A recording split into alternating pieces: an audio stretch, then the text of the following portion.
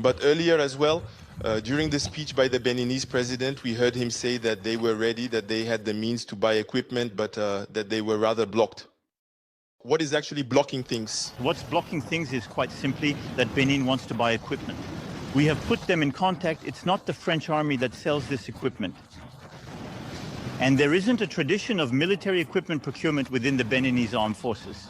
And so it's not so our military personnel talk to each other. They were able to define a set of specifications. But after that, there's a desire, which I commend, not to go through intermediaries. And so it takes time because this is a dialogue happening with a state that isn't structured for purchasing, that doesn't have the kind of function that we have organized, for example, in France, with a general directorate for armament. You have teams that prepare programs, that structure the relationship with industry players. And so that's why we have decided to answer you very precisely on two things.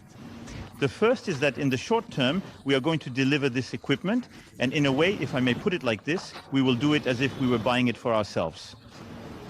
So we will look at the needs, and it will be done from army to meet the very short-term requirements.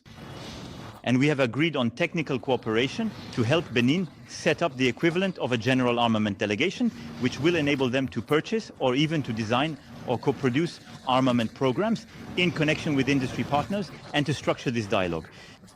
That's it. With Russia, there is no equipment that we want to buy from them that they refuse to sell. The others impose restrictions on us. They tell you, you can't buy this type of weapon. Of course. Whereas the Russians will sell you anything you want. Anything we want. Up to this very moment as I speak to you, we are being blocked from getting licenses for certain aircraft. There are weapons, types of weapons, that they will never sell to us. And how do they explain these restrictions to you?